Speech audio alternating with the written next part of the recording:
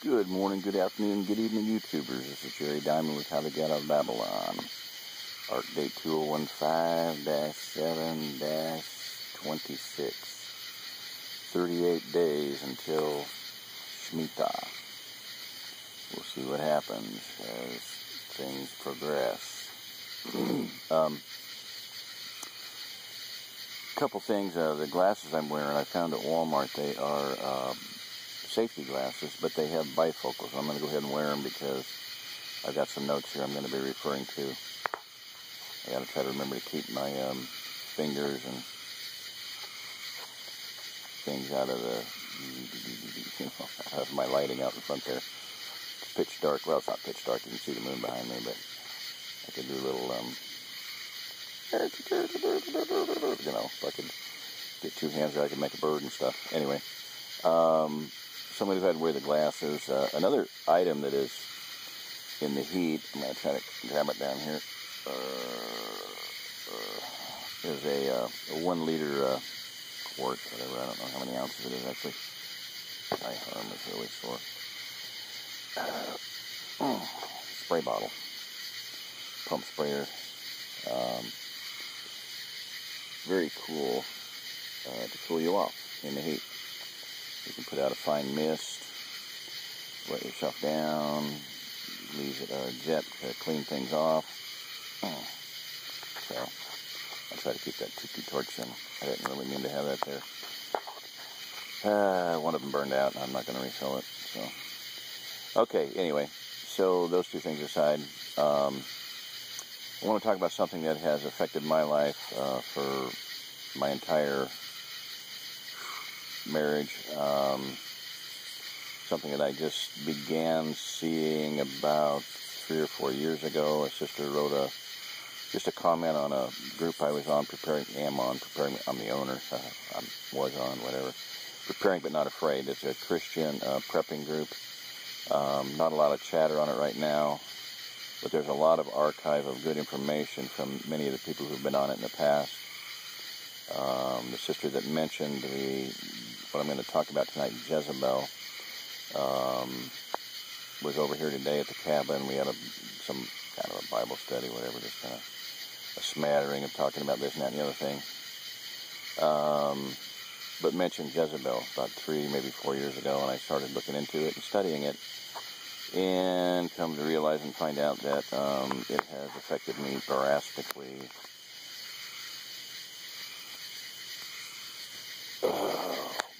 Fudge. I'm going to do a scorched earth policy, I think, next time. Fire up Smog the Dragon and hose this place. So I have some notes, and these are you can look online, and there's quite a few different websites that deal with it, of course. One of them has 30 characteristic traits of the Jezebel Spirit. In the book Created to Be His Helpmeet by Debbie Pearl, she has just a very short list of 5 traits of the Jezebel Spirit, Jezebel woman, and 5 traits of the virtuous woman. So if you look at that list, very short, very brief, but if you look at those traits on each side and go no on the virtuous woman, and then go check on the Jezebel woman, and then that's a very brief but very simple test of sorts. So what I'm going to talk about tonight is things that I have personally experienced and observed. These are not from any books or anything. It's gotten to the point where I can watch someone and know that they have this spirit affecting their lives. I'm not talking about possession or whatever. I'm not into spiritual warfare and deliverance. There are people that have that ministry, and I'm not one of them. So my initial information that I read was that this is a very intelligent spirit. It is an extremely evil spirit, and it is a very, very powerful spirit. And one of the things that I've seen is that this spirit can control multiple people at the same time, in coordination, in conjunction, in concert, to bring about an effect in someone's life. That has happened to me. So, in my opinion. And of course, this is all, in my not so humble opinion, or as I like to say, in my not so humble opinion. I am an SO.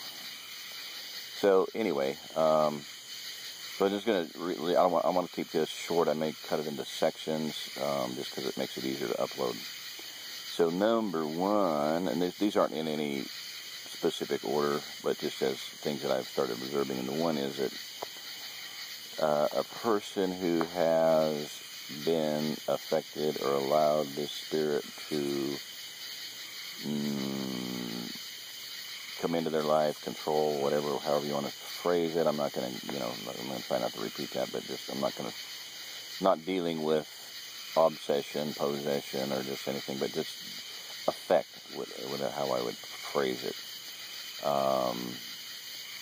They are never wrong. Never wrong. I hate to kind of well, my wife said that to me one time. So, there you go. I'm going to probably name a few names. I mean, I can't see, in Ezekiel, it says that if I have something against the wicked and I am going to destroy them, or something bad is going to happen to them, and I give you the command to, warn them, and if you do not do so, their blood I will require at your hands. And so that is part of being a watchman, something that I believe that, I've been given to do, and so I guess I'm going to have to do that tonight. So be it. So they are never wrong. Never admit wrong. In 37, almost 38 years of marriage, I never won an argument. Ever. So that's one first point. Second is, they will never apologize. This is something I began seeing with a woman who I had helped tremendously. And,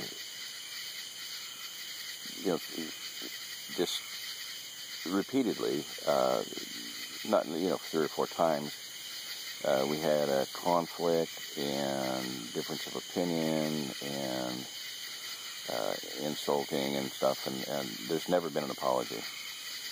And I'm not going to, for people that know the situation, they probably will know who that is, but I'm not going to name a name because just for deal with that later on personally. Never apologize, ever.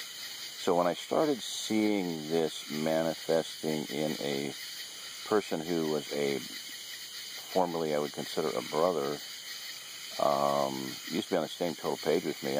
He's in my book, Thomas.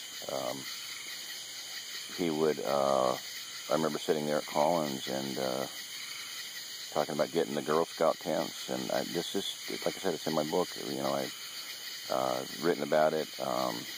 It may not be in the book, I don't remember, but just saying, I know that people are going to have to live in tents.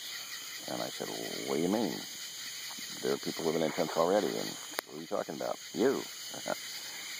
Been living in a tent, a van, a hoop house, and, waiting for people to come, waiting for the refugees to get here.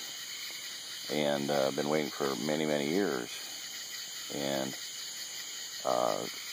recently there have been a series of issues and related to drunkenness, this terrible thing, and I hate to see it. But as a lot of wrongs have been committed, there's never been an apology, ever. And I started saying, I believe we have a Jezebel situation here, and knowing that, I fully expected a cutting off of the relationship, a breaking, a shemitah, a letting go. So that did happen. So that is a very sad thing. I can't think of anyone in the whole world that was basically more on the same page with me, and like-minded, like-hearted, and now it's gotten to the point where he is one of the, well, not one of the main person trying to make my life miserable. And so it's been a very sad and just disturbing and emotionally, mentally disturbing and just sapping. One of the biggest factors in, one day I was walking up the hill here toward where the airstream is right now, and I was just like, well, maybe I should just give up, just die, just roll over. And then Brother Nathan Snow from Florida sent me a wonderful hymn, Be an Overcomer, and just look that up. It's on YouTube. Some church is singing, and I can't remember exactly the details, but that was just so encouraging. It just caught me at one point when I was very, very low. I'm going to touch on that next one now. Jezebel will always wait until you are at your very weakest to attack, always. This has been something in, again, 37 years of marriage that I saw over and over and over and over and over again. I would come home from working 2 shifts, maybe a three shifts, 20, 30 hours solid of work, and attack. I need some sleep. Even if it's only 15 minutes sleep, I need a little bit of sleep here. I don't really need to be kicked while I'm down.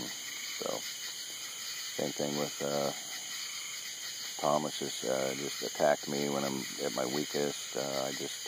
I had a blood pressure issue recently, and I was sitting at a campfire. They wanted to have a talk, and him and Bill, and it was I was feeling very bad. I had oxygen with me. I staggered, I hobbled, whatever the word would be, made my way up to my van and sat there and took a few minutes of oxygen and came back to just one of the most disgusting and attacks, meant not physically, but, verbal abusive attacks. So, they will always wait until you're at your weakest and lowest to attack. They have a home, but they want you homeless. They may have 2 homes. They want you homeless. They may be living in someone else's home and have their own home, but they want you homeless. Yeah. So, again, case in point, my wife and Thomas living in somebody else's cabin. I'm locked out, can't use the facilities, can't use anything, do my laundry outside, do my dishes outside, shower outside. Ice cold well water, it keeps you awake. As the old boy said in Braveheart, that'll wake a man up in the morning, boy. It'll wake you up. One time it was too cold. I was just, oh my word, come on now. Mosquito on my fingertip. It's ridiculous. Okay, sorry. They have a home, but they want you homeless. They want you miserable, which is great because my family motto is no stranger to evil. I have learned through experience. I have taught myself through study, and I have expanding. This is the amplified version. I have learned by experience. I have taught myself through study, and I have been taught by the Holy Spirit how to take care of, how to succor the miserable, the distressed.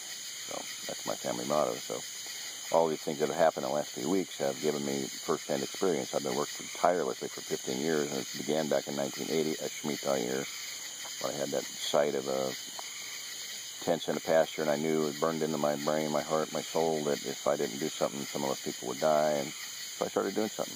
I don't need these, I wake up every night, in a cold sweat because I had this vision, this dream about this nightmare about the nuclear blast going off on my babies and my arms, and I'm losing my light here. I'm going to have to, I think I will, those are those solar lights and they're fading. So I'm going to switch them to battery, at least one of them, and I'll come back later.